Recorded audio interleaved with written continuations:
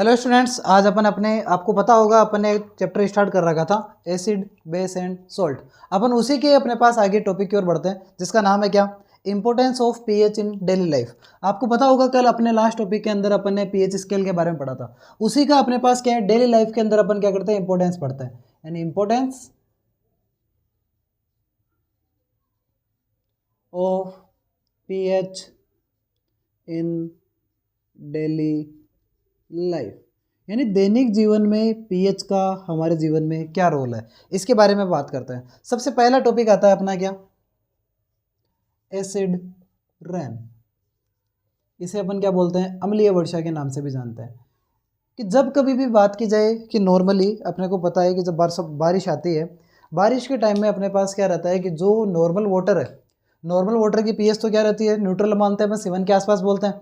लेकिन जब हमारे एनवायरनमेंट में पोल्यूशन बढ़ जाता है, पोल्यूशन बढ़ने के कारण इसकी पीएच भी क्या हो जाती है, चेंज हो जाती है। तो पीएच चेंज होकर अगर वो पीएच डिक्रीज होकर 5.6 तक आ जाए, यानी अगर बारिश के पानी की पीएच 5.6 से कम हो जाए तो वो जो बारिश के पानी है वो कन्वर्ट हो जाता है किसमें, एसिड के तौर पे कन्वर्ट किया जाता है। यानी एक ऐसी बारिश की पीएच जब वह पीएच 5.6 के कम हो जाती है, उस बरसात को अपन किस नाम से जानते हैं, एसिड रेन के नाम से जानते हैं। और इसका मुख्य कारण क्या है, इसकी मुख्य वजह है क्या, पोल्यूशन, अपना एयर पोल्यूशन के नाम से रहेगा। नंबर 2 आता है अपना क्या, pH in our digestive system. PH in our digestive system. Digestive system यानी पाचन तंत्र के अंदर हमने खाना खाया, खाने के बाद वो अपने स्टमक में जब जाता है, अपने पेट में जब जाता है, तो आपको पता है हमारा स्टमक एक एसिड रिलीज करता है जिसका नाम है क्या, हाइड्रोक्लोरिक एसिड। इस एसिड के अंदर एक चीज़ देखी जाती है कि ये जो हाइड्रोक्लोरिक एसिड है, ये हाइड्रोक्लोरिक एसिड की कंसंट्रेशन बढ़ती है जब हम खाना नहीं खाते हैं।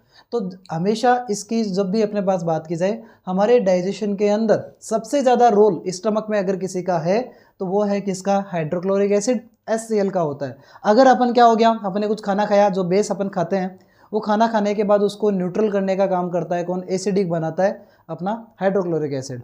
यही अगर एसिड अपने खाना नहीं खाया, जब अपन खाना नहीं खाते हैं तो ये एसिड कंटिन्यू रिलीज तो होता ही रहता है अपने स्टमक में, तो ये हमारे स्टमक की वॉल्स को क्या करता है, डैमेज करना स्टार्ट कर देता है। तो यही वजह है कि जब अपन भूखे रहते हैं तो भूखे रहने से अपने स्टमक के अंदर अपने को ऐसा फील होता है जैसे कोई चूहे दौड़ रहे हो, लेकिन वास्तविकता में वो कोई चूहे नहीं होते हैं। वो क्या करता है, जो एसिड है हमारी जो स्टमक की वॉल्स है उनको क्या करता है, डैमेज करना स्टार्ट कर देता है। तो ये है अपना क्या, pH in our digestive system. थोड़े की ओर बढ़ते हैं। थर्ड पॉइंट है अपना क्या, वो भी अपने बॉडी से ही रिलेटेड है, जिसका नाम है क्या, टूथ डीके, दांतों का क्षय।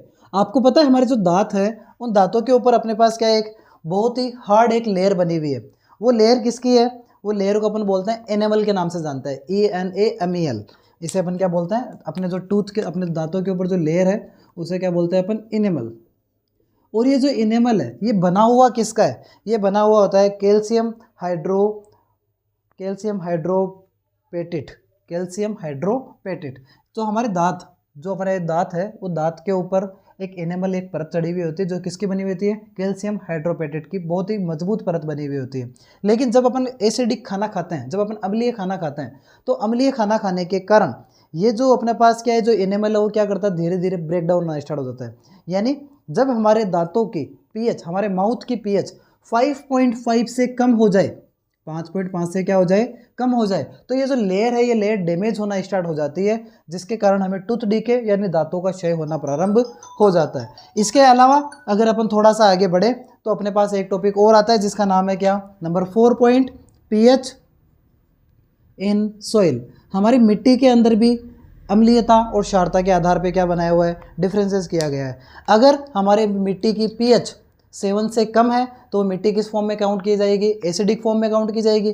अगर हमारी मिट्टी की पीएच 7 से ज़्यादा है तो वो किस में काउंट होगी, बेसिस के अकॉर्डिंग काउंट की जाती है। यही वजह कि हमने मिट्टी की पीएच निकालने के बाद ही अपने पास वहाँ पे कौन सी फसल लगानी चाहिए, कौन सी फसल नहीं लगानी चाहिए, ये अपन डिसाइड करते हैं। तो ये अपने पास हो गया मोस्टली क्या, importance of pH in our daily life. 4 importance पढ़े, acid rain, pH in our digestive system, tooth decay और pH in soil. I hope आपको समझ में आया होगा। मिलते हैं नेक्स्ट वीडियो में, तब तक के लिए thank you, have a nice day student.